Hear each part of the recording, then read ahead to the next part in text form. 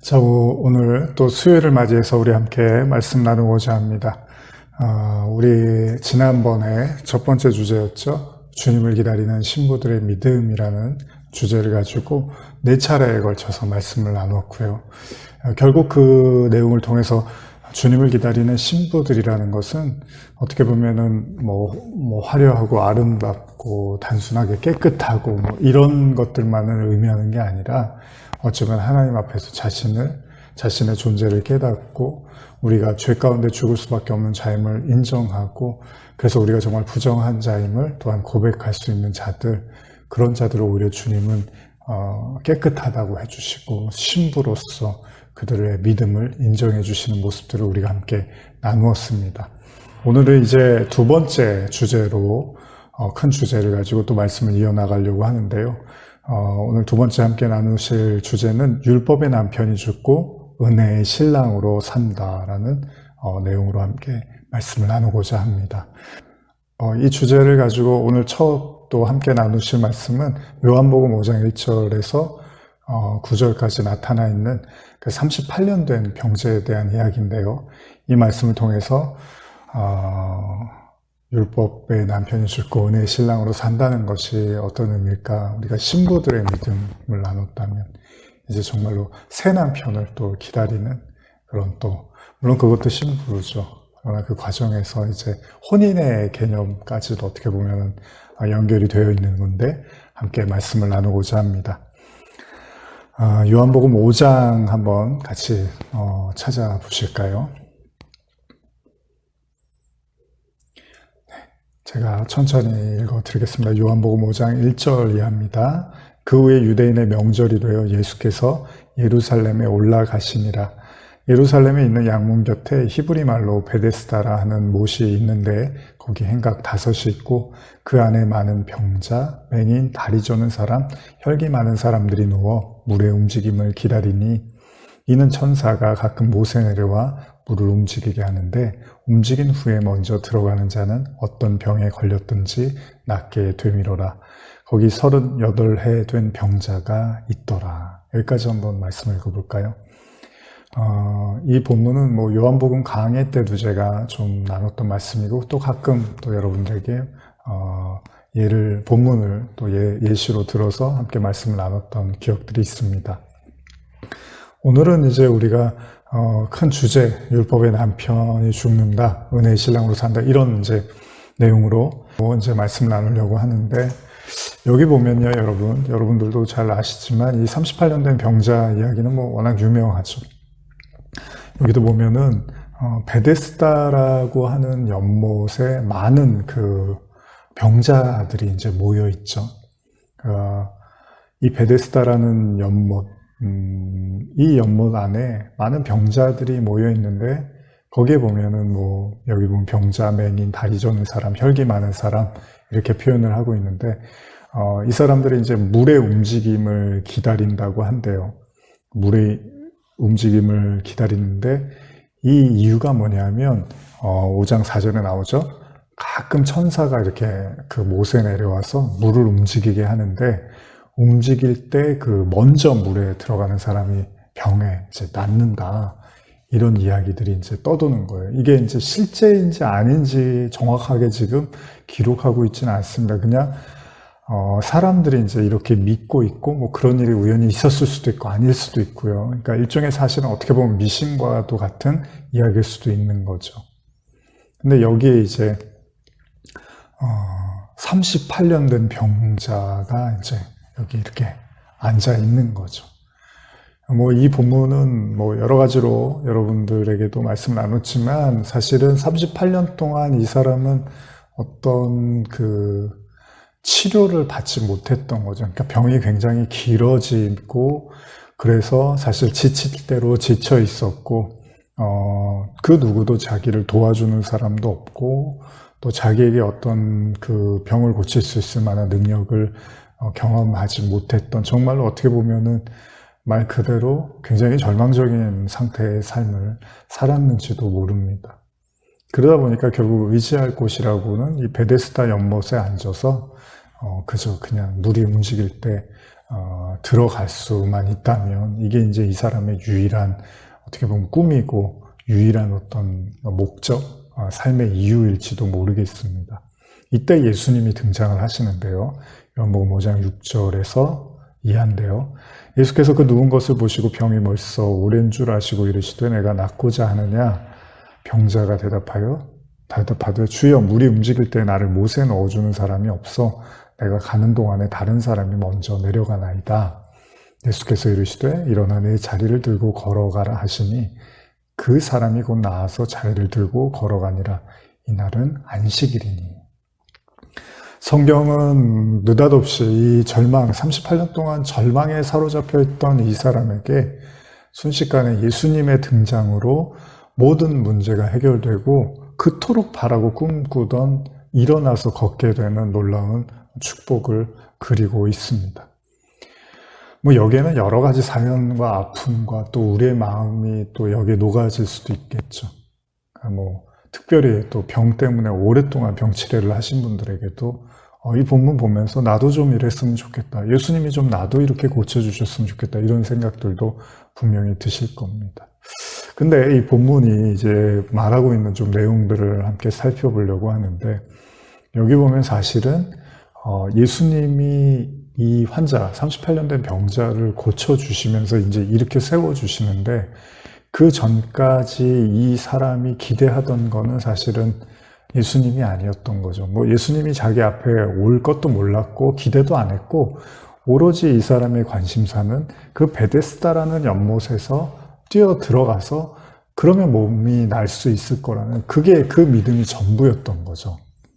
근데 느닷없이 예수님이 나타나셔서 이제 생각지도 못한 기적을 경험하게 되는 것이죠. 물론 여기에도 여러 가지 우리가 어떻게 보면은 그 기적이라든지 기쁨이나 또 복의 개념으로도 이런 이야기들을 나눌 수도 있겠지만 좀 뒤집어서 이 내용들을 오늘 이제 주제도 주제인 만큼요. 율법의 남편 이런 이야기들을 하는데 그런 관점에서 보면은 여기 보면은 이 사람이 사실은 38년 동안 아무것도 효력이 없었던 거잖아요. 그러니까 두 가지의 관점으로 볼 수 있습니다.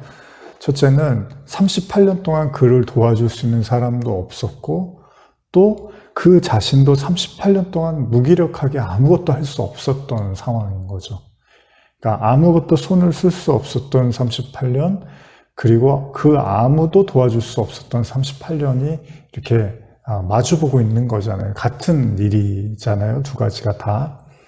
그런데 예수님이 이제 갑작스럽게 등장을 하심으로써 해결이 돼버리는 거죠. 그렇게 보면은 어쩌면은 저와 여러분들도 물론 우리가 왜 이 사람이 38년 동안이나 고통받았어야 됐는가, 그리고 그제서야 왜 예수님이 나타나셨는가. 물론 예수님이 이제 공생애를 시작하시고 서른에 시작하시고 이제 그제서야 기적과 이적을 행하셨으니까 그 시기와 맞물려서 예수님을 만났다고도 볼 수 있지만 예수님이 아니고 하나님도 그런 일들을 하셨단 말이죠. 그런데 왜 굳이 이 사람에게 이렇게 38년이라는 시간을 기다리게 하셨을까? 이런 관점으로 본다면 참 어떻게 보면은 절대 적지 않은 시간이잖아요.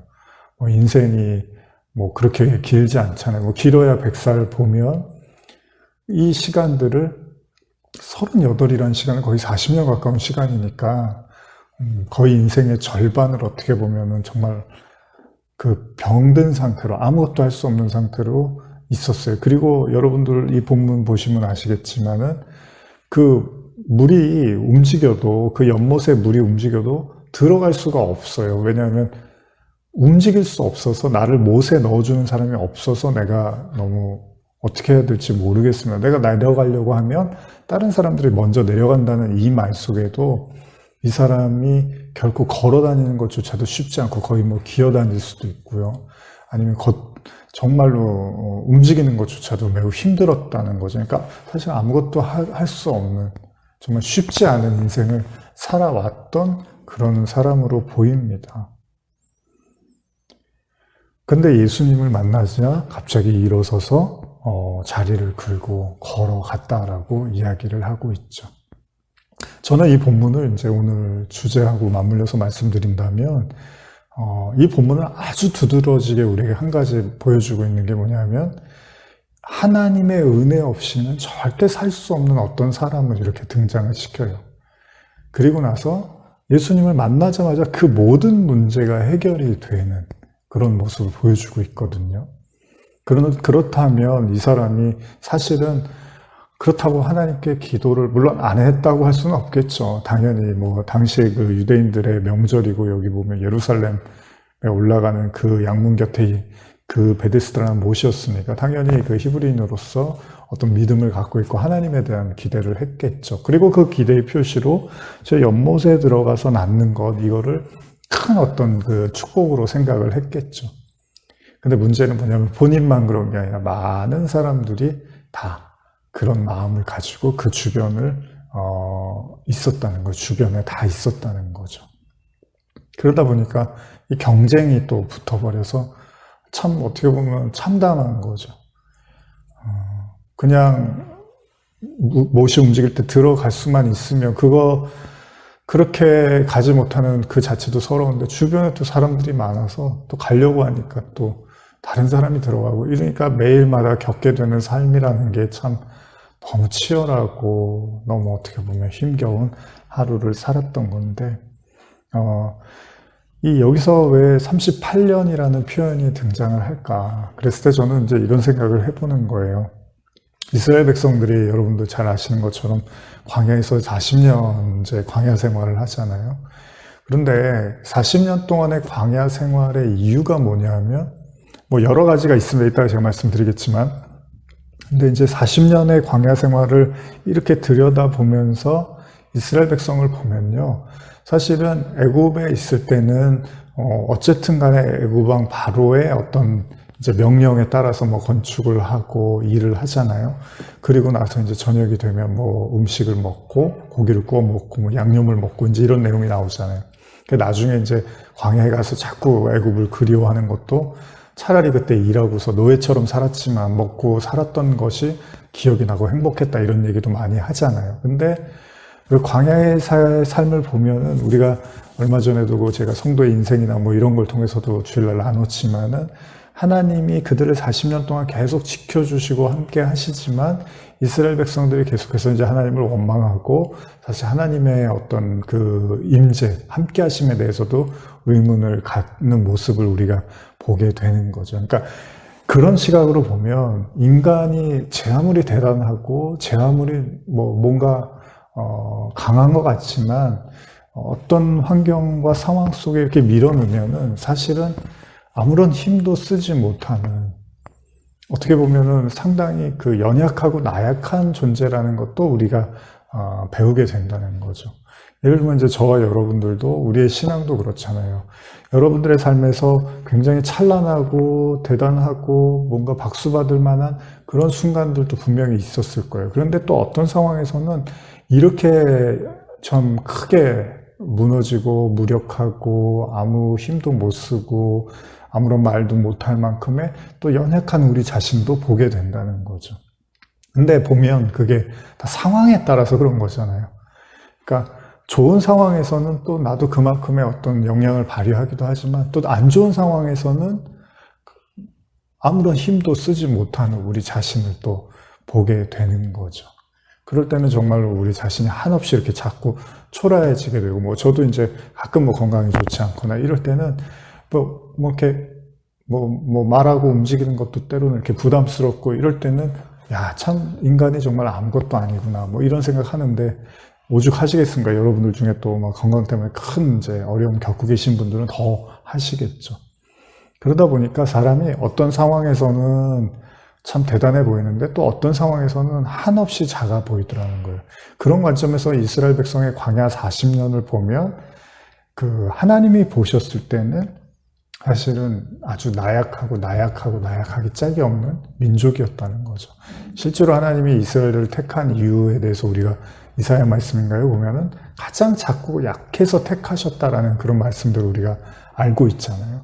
그러니까 하나님이 강해서 잘 싸울 것 같고 믿음을 잘 지킬 것 같아서 백성을 택한 게 아니라 오히려 가장 작고 연약하고 나약할 것 같아서 하나님이 택하셨다라는 말씀을 하신다는 거예요.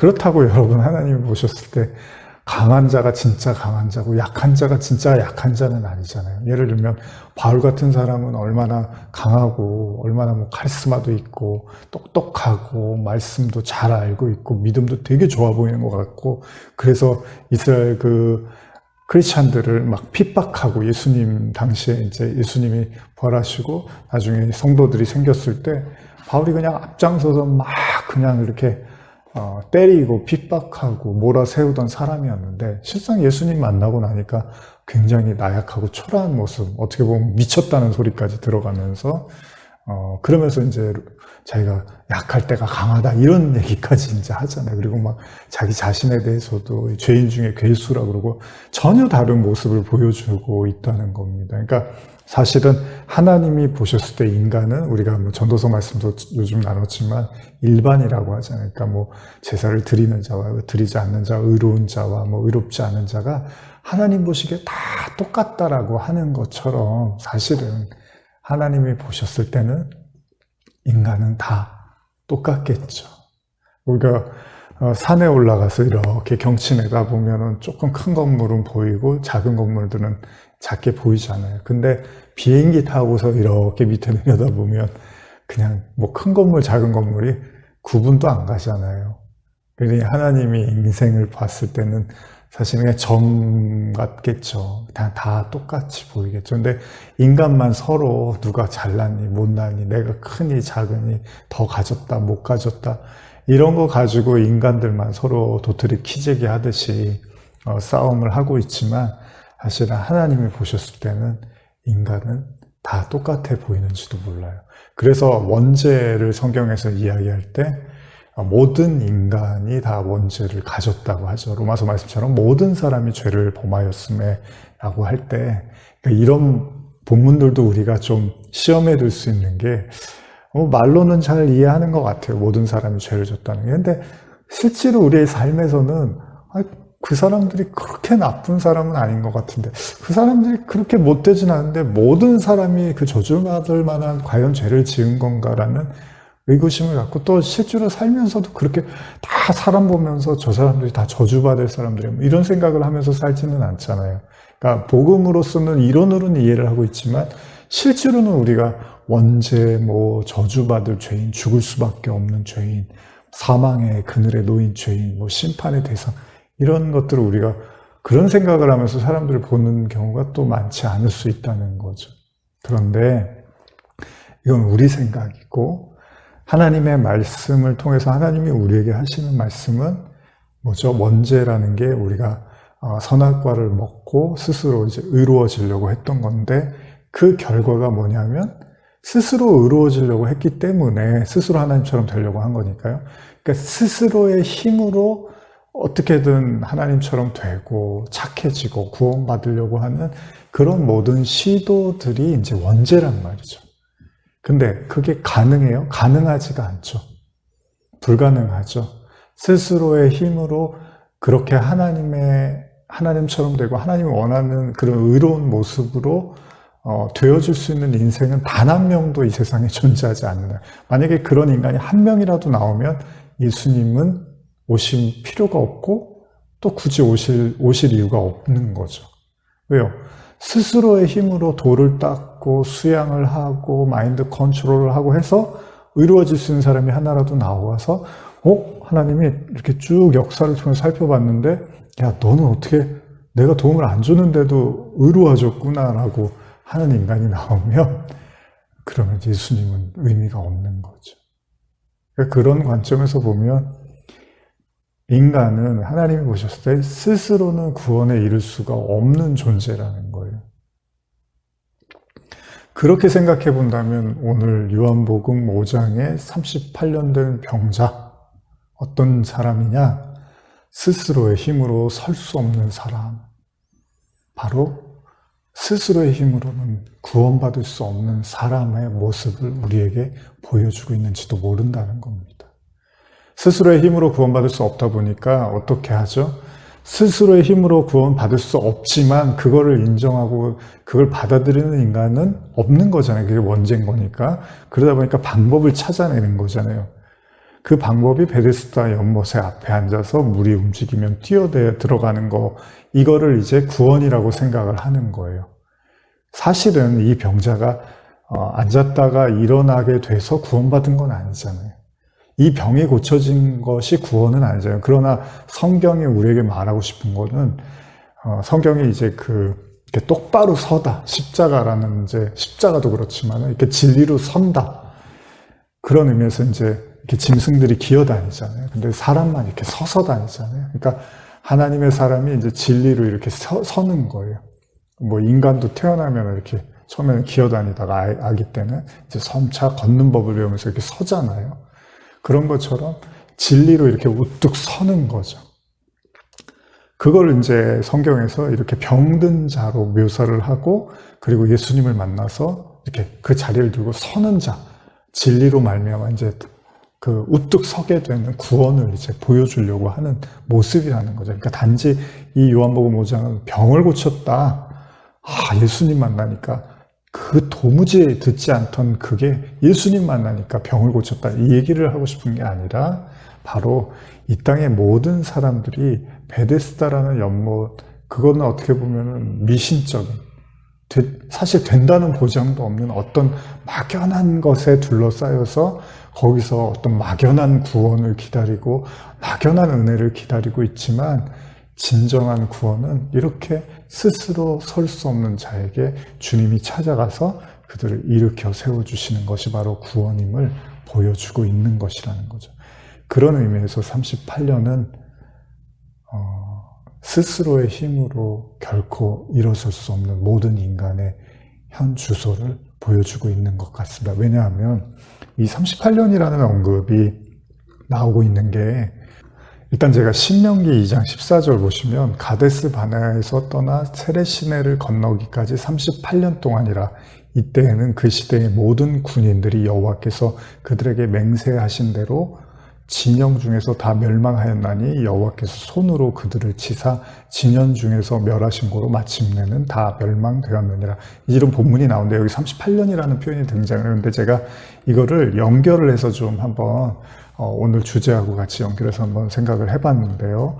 예를 들면은 이제 이 얘기가 왜 나왔냐, 이게 이제 이스라엘 백성의 그 광야에 대한 이야기를 38년으로 지금 묘사했는데, 우리가 알고 있는 건 40년이잖아요. 근데 왜 30년이냐면 이 민수기 13장에 등장하는 그 가데스 바네아에서의 그 사건이 하나 기록이 되면서 이제 거기서부터 셌을 때 38년으로 이제 기록을 하고 있는 건데, 이 가데스 바네아에서 무슨 일이 일어났냐면 이스라엘 백성들이 이제 애굽에서 탈출을 하잖아요. 노예 생활을 하던 애굽에서 하나님의 모세를 통해서 하나님의 도우심으로 이제 탈출을 해서 이제 하나님이 어디로 가라 그랬죠? 이제 광야를 지나서 하나님께서 가나안 땅으로 들어가라고 하시죠. 근데 여기에 보면 이 민수기 13장에 보면은 무슨 일이 생기냐 하면, 이스라엘 백성들이 가나안 땅을 목전에 두고서 이제 정탐꾼을 보내요.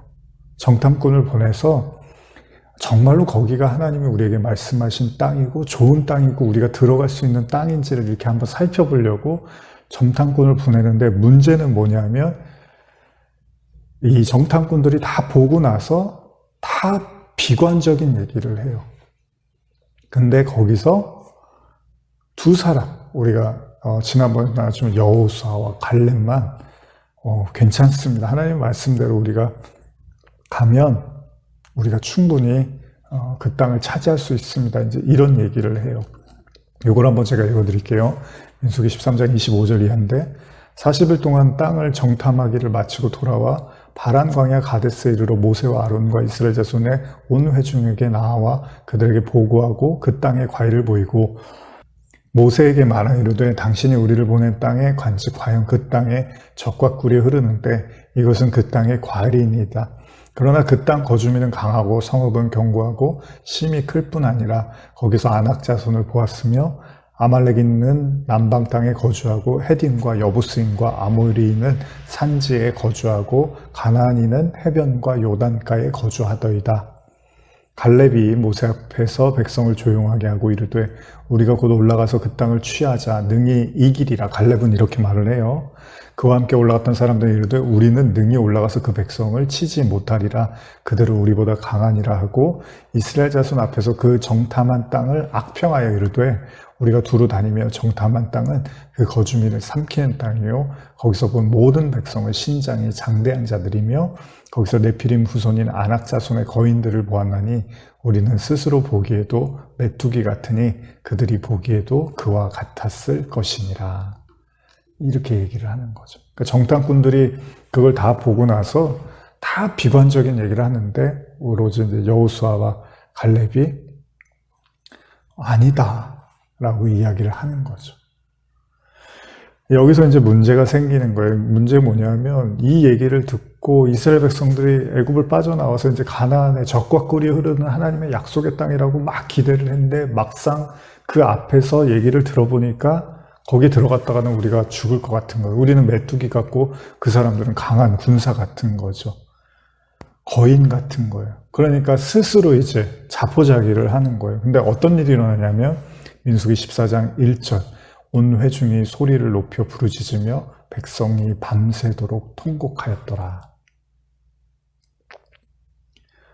여기에서 이제 갑자기 그 축제의 현장, 하나님이 함께 하시고 이제 하나님의 백성이 되었다는 그 기쁨과 축제에 어떻게 보면 사람들이 순식간에 통곡을 하는 정말 기가 막힌 모습이 나타나고 있습니다. 그러면서 뭐라 하냐면 14장 2절인데요. 이스라엘 자손이 다 모세와 아론을 원망하며 온 회중이 그들에게 이르되 우리가 외국 땅에서 죽었거나 이 광야에서 죽었으면 좋았을 것을 어찌하여 여호와가 우리를 그 땅으로 인도하여 칼에 쓰러지게 하려는가? 우리 처자가 사로잡히리니 애굽으로 돌아가는 것이 낫지 아니하랴? 이에 서로 말하되 우리가 한 지휘관을 세우고 애굽으로 돌아가자 하매 모세와 아론이 이스라엘 자손의 온 회중 앞에서 엎드린지라. 여기에 갑자기 이제 자기네들의 눈으로 보고 듣고 확인한 이야기를 이제 가지고 내린 결론이 애굽으로 다시 가자는 거예요. 하나님의 말씀, 하나님이 그렇게 많은 기적과 이적과 또 애굽을 심판하시는 모든 걸 다 봤는데 가나안 땅이 너무 두려우니까 하나님도 잊어버리고 말씀도 언약도 잊어버리고 그냥 다시 애굽으로 돌아가자. 그러면서 자주 하는 얘기가 뭐죠? 우리 여기서 죽이려고 여기까지 데리고 왔냐고. 차라리 광야에서 죽었으면 좋았을 걸. 이런 얘기를 이제 하는 거예요. 애굽에서 죽었으면 좋았을 걸. 그러니까 그만큼 이제 고통스러운 거잖아요. 절망적인 거기도 하고요. 근데 여기에서 이제 큰 문제가 생깁니다. 하나님이 이제 이 모습을 보고 굉장히 여기에 대해서 하나님이 마음 아파하십니다. 그러면서 하나님 뭐라고 하시냐면 민수기 14장 26절 여호와께서 모세와 아론에게 말씀하여 이르시되 나를 원망하는 이 악한 회중에게 내가 어느 때까지 참으랴. 이스라엘 자손이 나를 향하여 원망하는 바 그 원망하는 말을 내가 들었노라. 그들에게 이르기를 여호와의 말씀에 내 삶을 두고 맹세하노라. 너희 말이 내 귀에 들린 대로 내가 너희에게 행하리니. 하나님이 굉장히 이제 화가 나신 거죠. 그러면서 뭐라 하냐면 너희 시체가 이 광야에 엎드러질 것이라. 너희 중에 20세 이상으로서 계수된 자 곧 나를 원망한 자 전부가 여분네의 아들 갈렙과 눈의 아들 여호수아 외에는 내가 맹세하여 너희에게 살게 하리라 한 땅에 결단코 들어가지 못하게 하리라. 가나안 땅에 못 들어갈 거라고 말씀하세요. 그러면서 뭐라 하냐면 너희가 사로잡히겠다고 말하던 너희의 유아들은 내가 인도하여 드리니 그들은 너희가 싫어하던 땅을 보려니와 너희 시체는 이 광야에 엎드러질 것이요 너희 자녀들은 너희의 반역한 죄를 지고 너희의 시체가 광야에서 소멸되기까지 40년을 광야에서 방황하는 자가 되리라. 너희는 그 땅을 정탐한 날 수인 40일의 하루를 1년으로 쳐서 그 40년간 너희의 죄악을 담당할지니 너희는 그제서야 내가 싫어하면 어떻게 되는지를 알리라 하셨다 하라. 지금 하나님께서 이제 40년 동안 우리가 잘 아는 이제 벌을 주시는 거죠. 광야에서 떠도는 삶을 살게 될 것이다. 그런데 그 벌의 또 더 구체적인 내용은 뭡니까? 20세 이상 하나님을 원망한 성인들은 다 광야에서 엎드러질 것이다. 아주 무서운 죄죠. 그러니까 어떻게 보면 이스라엘 백성들의 광야 생활이라는 건 단순히 광야를 떠돈 것만이 아닙니다. 하나님을 원망했던 20세 이상의 사람들이 쓰러져 가는 것을 또한 경험한 거죠. 근데 이 내용만 보면 어떻게 보면 무시무시하잖아요. 근데 이렇게도 생각하시면 돼요. 보통 우리가 이제 가나안 땅, 광야 이런 이야기들을 할 때 이제 사실 옛사람, 새사람 이런 이야기들을 같이 하거든요. 그러니까 우리가 옛사람이 죽고 새사람으로 이제 산다라고 할 때 사실은 이스라엘 백성들이 광야에서 떠도는 그 시간 동안 이제 옛사람이 죽어가는 과정. 그러니까 성도는, 저와 여러분들은 이 신앙생활을 하면서 뭘 경험하죠? 우리의 옛사람이 죽고 또 하나님의 은혜로 새사람으로 살아가는 이 과정을 우리가 겪는 거잖아요. 그걸 우리가 이제 거듭났다라고 하는 건데, 그래서 우리가 이제 홍해가 갈라지는 거를 성경에서 세례라고 이제 묘사를 하거든요. 바울이 나중에. 그래서 세례를 통해서 이제 광야에서 옛사람이 엎드려지고 이제 새 사람으로 가나안 땅에, 그래서 20세 이상 그 이하로 해서 젊은이들과 이제 함께 그 여호수아 갈렙으로 이제 가나안 땅에 들어가는 걸로 묘사를 하는데, 그 시간들이 이제 하나님이 40년으로 이제 말씀을 하셨어요. 그런데 38년을 굳이 제가 연결해서 본다면 아까 읽어드린 신명기 2장 14절이 그 사람들, 그 하나님께서 말씀하신 그 장정들이 무너져가는 시간들이 38년이라는 시간이 걸렸다고 성경이 신명기에 묘사를 하는데, 이거 제가 아까 읽었는데 현대로 한번 더 읽어드릴게요. 신명기 2장 14절 15절입니다. 우리가 가데스 바네아를 떠나 세렛 시내를 건널 때까지 38년이 지났습니다. 그 당시 가데스 바네아에서 하나님을 원망한 군인들은 여호와께서 그들에게 맹세하신 대로 내리신 형벌을 받고 저 광야에서 모두 죽었습니다. 여호와께서 직접 그들을 내리치셔서 우리들의 부대 가운데 한 사람도 남아있지 않을 때까지 그들을 모두 제거하셨습니다. 이 내용이 38년이 걸렸다라는 내용으로 이제 신명기에서 표현을 하고 있습니다. 그렇게 본다면 우리가 처음에 이제 나눴던 요한복음 5장에 38년 된 병자와 이런 이야기들을 다 이렇게 종합해 본다면 어쩌면 이 38년이라는 시간은 도무지 우리 스스로의 힘으로는 구원받을 수 없는, 어떻게 보면 멈춰져 있는, 정지되어 있는 그런 시간인지도 몰라요. 우리가 이제 성도들은 사실은 우리가 크로노스, 카이로스, 예전에도 제가 그런 설교를 했지만은 이 카이로스라는 하나님의 시간, 그러니까 의미 있는 시간을 이제 카이로스라고 하고, 크로노스는 우리가 알고 있는 일반적인 보편적인 시간이라고 하는데, 결국은 이 지금 병자, 38년 된 병자에게 카이로스, 의미 있는 시간인 예수님이 이제 오셔서 그를 일으켜 세우신 거잖아요. 그 전까지는 이제 어떻게 보면 죽어있는 시간, 멈춰있는 시간, 아무런 일도 일어나지 않는 시간이었지만, 이제 예수님이 오심으로써 그가 이제 살아나고 생명의 시간을 누리게 된 건데, 그 시간을 이제 38년으로 묘사하고 있다면, 오늘 그 이스라엘 백성들이 애굽에서 나와서 광야 생활을 하고 그 38년의 시간들 통해서 어떤 일이 일어났느냐, 하나님을 믿지 못하고, 하나님을 원망하고, 또 그래서 하나님을 오히려 미워하고 애굽으로 돌아가고자 했던 이 마음들이 죽어지는 시간이라고도 볼 수 있는 거죠. 옛사람이 죽는다는 게 그런 거잖아요. 우리의 옛사람이 죽는다는 게 세상을, 아주 쉽게 말하면 세상을 의지했던 마음이 이제 죽고 하나님을 의지하는 거잖아요. 하나님의 은혜를 붙잡는 것. 우리가 로마서에서도 말했지만 그 율법으로 이루어지려고 하는 게 아니라 하나님, 믿음으로 말미암아 하나님으로 말미암아 이루어지려고 하는 것. 사실 인간은 이렇게 두 부류로 갈라져 있다는 거죠.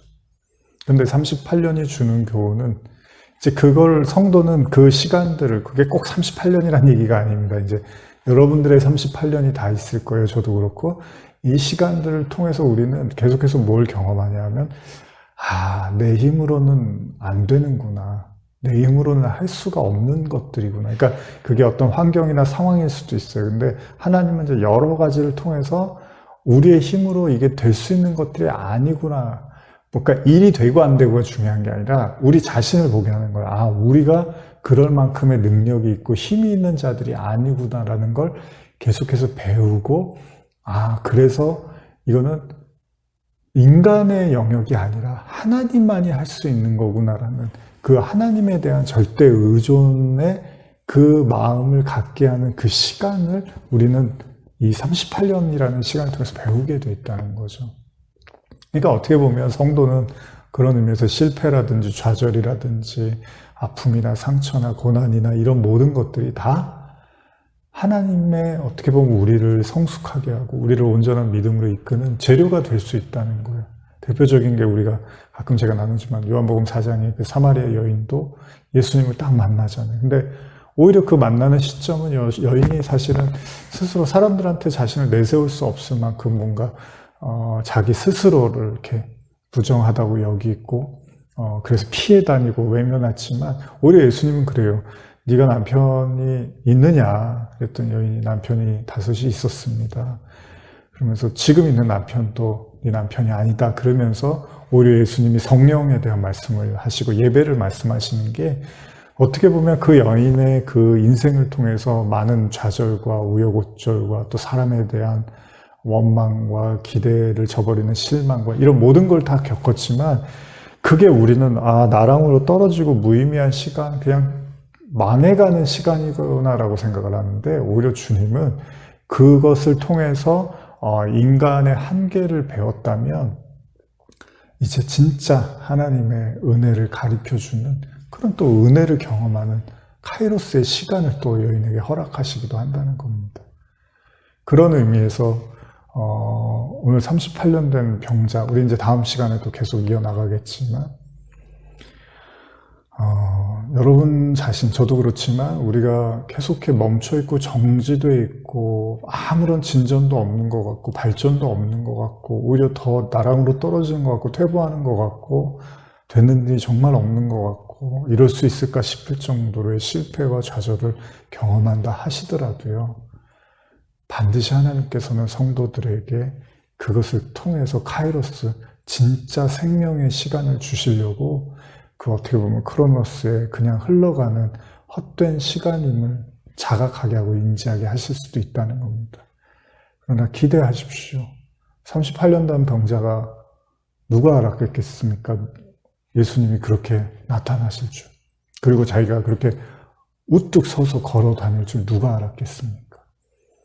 여러분들 삶 속에도 그림자와 같은 그렇게 어둠이 깊이 드리워져 있다 하더라도 반드시 새로운 남편, 새 신랑으로 주님이 우리를 찾아오시고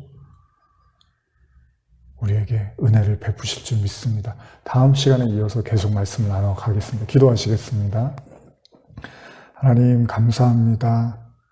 성도에게는 어떤 좌절과 절망도 결코 성도를 무너뜨릴 수 없습니다. 왜냐하면 주님이 우리를 붙잡고 계시기 때문입니다.